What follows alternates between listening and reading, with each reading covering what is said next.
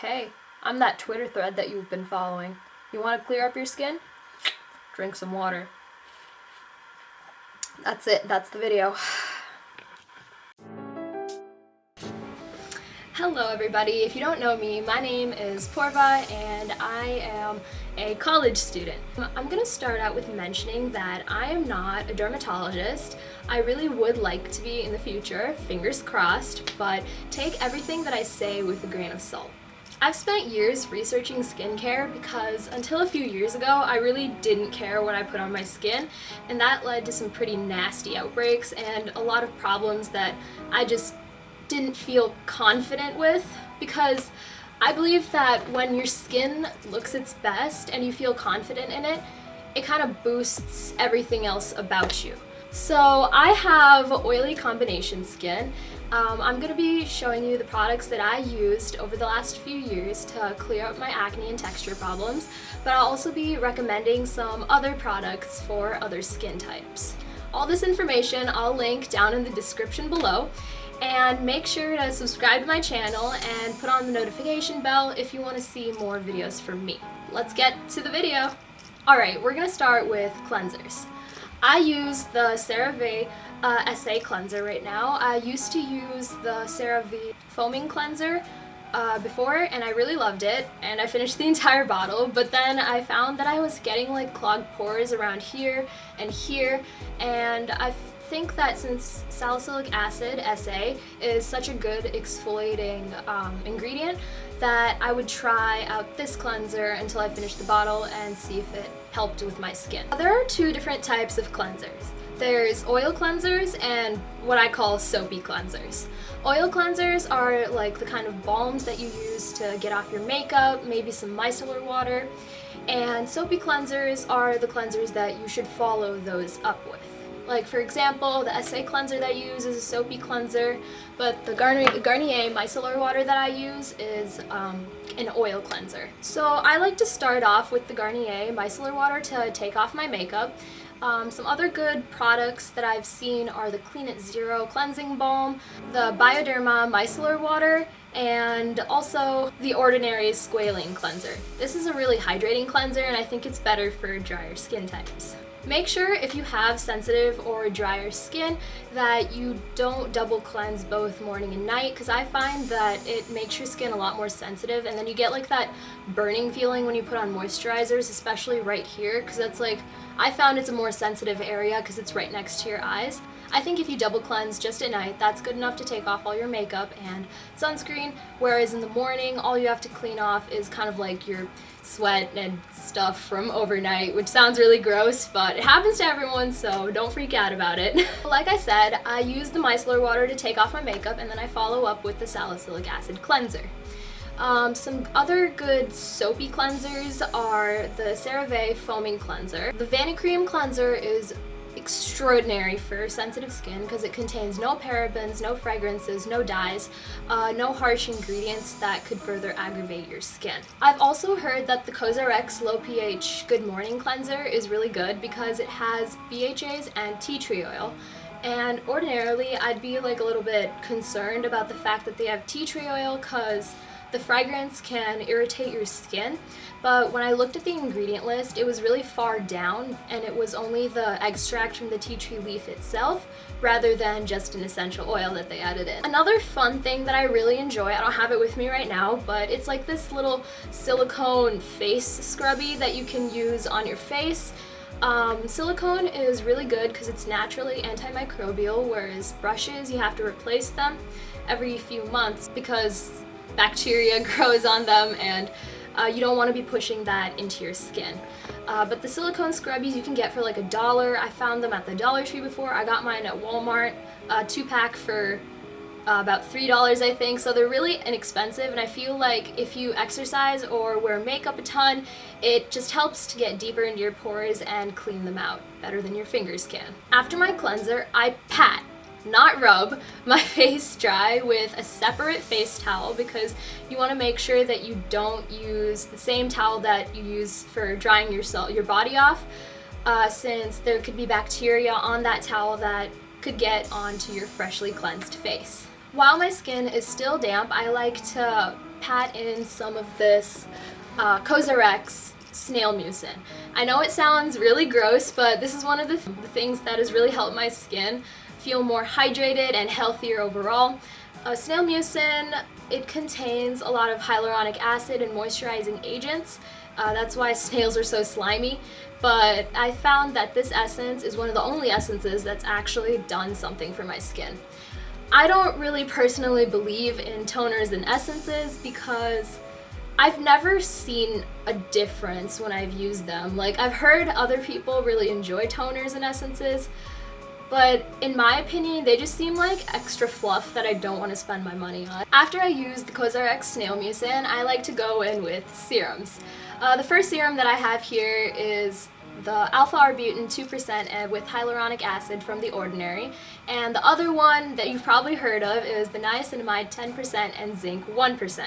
So the alpha-arbutin one is a hydrating and brightening ingredient because it's like a naturally derived retinol, I think, but it's really gentle for your skin. And niacinamide is another skin brightening ingredient, while the zinc helps with acne breakouts. Both of these products I use in the morning and at night, and I've seen such a huge difference in how glowing my skin looks because both of the ingredients are really gentle and they are both brightening, and they don't interact with each other. When you use them together, I feel like it's a double trouble power thing that really helps brighten up your skin. Some other serums that I think are really nice is the lactic acid 10% from The Ordinary and the salicylic, I think it's 2% from The Ordinary as well. Basically, if you want to start off a really good skincare routine, I recommend The Ordinary because all of their prices are essentially under $10 and they have really pure, good ingredients, and a lot of people have seen good results when they've been using their products. A different serum that I've also heard is really good is the Q10 serum from the Inkey List. This one's an antioxidant serum that you can find at Sephora, and I've heard that it brightens up their skin and overall it protects your skin against outside pollutants in the air.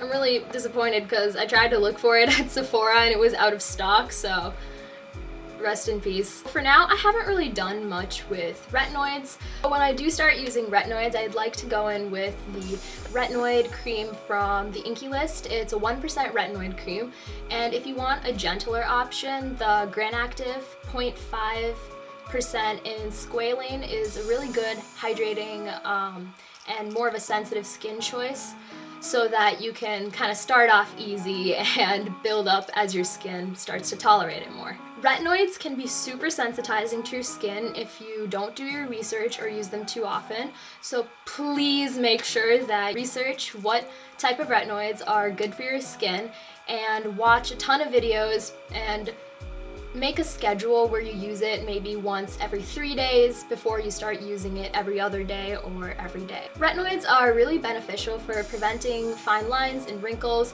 Typically, you can use them when you're around 25 to start preventing the fine lines from your aging skin. But even if you start using it now, like I'm 18, so if I start using it now, I can prevent like little fine lines and wrinkles around my eyes and my mouth because I smile a lot. So I think they're a great idea for both young and mature skin. After serums, I apply a salicylic acid spot treatment in the morning and an adipalene gel spot treatment at night. So salicylic acid, like I said, is kind of a surface exfoliator, while adipalene gel is kind of a mild retinoid that goes more under your skin. Salicylic acid can be used in the mornings if you have sunscreen over it because it doesn't react to the sun, while adipalene gel and every other retinoid should be used at night because they can react with the sun and sensitize your skin even more. Even with sunscreen over it. So I let both of these dry before I go in with a gel moisturizer. Right now, I've been really loving this Dew Point Moisturizing Gel Cream from Versed. I also really like the Neutrogena Hydro Boost Gel Cream. I just feel like it's a little expensive for how little you get in the tube. I think this one's about $15 while this is $20, and this has 1.7 ounces while the Versed one has 2 fluid ounces. So you can make that comparison yourself, but I find that both of these are really good for oily skin because they're gel moisturizers, so they don't feel too thick and occlusive for the pores in my skin. During the day, I really like to use a moisturizer with SPF, even if I'm going to be indoors all day. I just find that it kind of gets me in the habit of having at least a little SPF on my face. I use the Different Oil Absorbing Moisturizer. It's SPF 30. It protects from UVB and UVA rays. I don't necessarily love this moisturizer, but I have it right now, so I'm just gonna keep using it until I finish it. If you have any recommendations for me, I'll check them out and maybe make a video on it later, but for now, I'm just gonna try to use up this bottle just because I spent some money on it. I'm a cheap hoe when it comes to skincare and basically everything else, so yeah. In the mornings, always have SPF in your moisturizer, and if you can, put another sunscreen on top. I use this moisturizer. It's the Misha Soft Finish Sun Milk. It's SPF 50, and I feel like it's really nice to wear under makeup because it kind of mattifies your skin, but it doesn't mattify it too much and fall into your creases. I haven't used it too much because I got it while I was in quarantine, and so I haven't actually been outside enough to use sunscreen or use like a topical sunscreen, but I've heard that this is a really good one. It has a pink tint to it, which can be good for some skin tones, but not for others. It's kind of, you just gotta rub it in. It doesn't leave a white cast, so I really enjoy that because I have darker skin. I really like the Verse gel because it's a clean and expensive, it's a clean, less expensive brand, and I looked at the ingredient list and I really love how it doesn't have any fragrance in it. It has, the first few ingredients are water, glycerin, and squalane, which are all super hydrating ingredients. Well, water, of course it's hydrating, it's water, but glycerin draws in moisture, while squalane is kind of a natural oil that also moisturizes your skin. Some other nice moisturizers include literally anything by CeraVe, the Neutrogena oil-free cream for oily skin, and the water gel for drier skin. I haven't done much research on creams for more mature skin, but I've heard that the Olay Regenerist line is really good, although albeit a little expensive. So look into that if you have a little bit more mature skin. Now we're gonna go on to face masks, everyone's favorite. So the first one that I'll talk about is the Indian Healing Clay. It's 100% bentonite clay, and you've probably seen it around because it was a super popular product for a little while. This is a really deep cleansing clay mask because it draws all your impurities out of your pores. When you mix it with apple cider, I think that's like the ideal combination, is apple cider and this clay mask. You leave it on until it dries and then you gently rub it off. I like to wait until it's almost dry because when it gets really dry, it kind of feels like it tightens up on your skin. Next is the TikTok famous Ordinary BHA 30% AHA 2% peeling solution. Now supposedly this is a dupe for one of the Drunk Elephant's baby face Sukari facial, I think is what it's called. This is by The Ordinary, and so it's under $10. It's very inexpensive, but I'm not sure where you can find it right now because it seems like it's out of stock since it kind of blew up recently. I call it the vampire blood mask because it looks like you're just kind of smearing blood on your face. Then you'll feel kind of a tingling, itching sensation, like there's a ton of tiny little needles on your face. If it starts burning, you should wash it off right away because burning is not normal. The tingling and itching part is just the exfoliant doing its thing. I get that a lot of people think that this is kind of like a magical face mask that'll be the solution to all your problems, but what people aren't putting on TikTok or other websites is that you need to use SPF the day after, and it's kind of a really intense exfoliating mask, so don't use it more than once a week at most. Okay, let's talk about some random fun skincare that I've found over the years. The first is the Acne Pimple Master Patch by CosRx. This is really good for whiteheads because when I put it on top and I use it overnight, it just kind of gets rid of them by the morning. It's almost like magic. The other thing that I really enjoy that's probably super hyped up is the Laneige Lip Sleeping Mask. And this just really moisturizes my lips overnight, especially when I mix it with my holy grail, the Burt's Bees chapstick. That's probably really basic, but I can't stand any other flavor than peppermint or like a mint flavor. It just makes my lips feel gross otherwise. I don't know how to describe it, but when I layer the Burt's Bees chapstick with the sleeping mask overnight, I don't get cracked lips in the morning, and that's just basically the only reason I like it. The flavor is immaculate.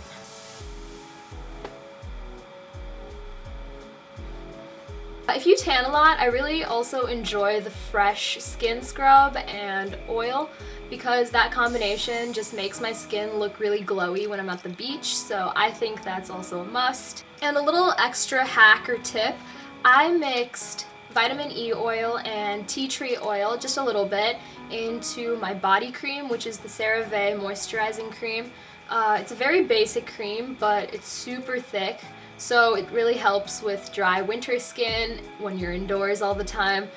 And I mixed it all together, and so it kind of formed like this whip texture, but it gets rid of any skin bumps that you might have from if you sweat a lot like I do when you work out, or if you have razor bumps when you shave. I just think the tea tree oil kind of prevents that, and it's kind of like a fun little hack that makes it smell really good. So I'll probably make a video soon bashing like a ton of skincare myths that I've seen going around, like those Twitter threads and Instagram threads.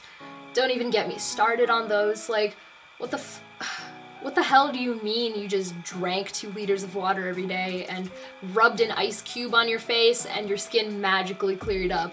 That's not how it works. So, I mean, I know I meant it as a joke at the beginning, but if you're not drinking enough water, that means your skin isn't getting the hydration it needs, and it's like the Sahara Desert where nothing wants to... That's not a good comparison. It's just so dry that your skin starts producing more oil to compensate, and that gets all clogged up. So, drink a ton of water, but that's definitely not the only thing that's gonna clear up your skin. Vogue, paint me like one of your French girls. Okay, so one thing that I totally forgot to mention is that I actually have really bad under eye circles, and you can't see them because I hide them under concealer, but they make me look like I've just risen from The Walking Dead. I've never seen that show, so I think that's accurate. But what I've used to actually get rid of them is the caffeine solution from The Ordinary, and I roll my eyes with the Garnier Rollerball every day if I can. Alright, that's it. A huge thanks to all the people that complimented my skin, because that was the only good thing about me in high school, because this video is for you. Make sure that you like, comment, and subscribe. Let me know in the comments what your favorite beauty product or skincare product is, and if you want to see any more skincare videos. I'll probably cover a lot of causes of acne in the next few one of the next few videos, so that if you tried a bunch of products and nothing's been working for you, you can try to kind of delve deeper and figure out a solution. Alright, stay safe, have fun in quarantine, and I'll see you next week.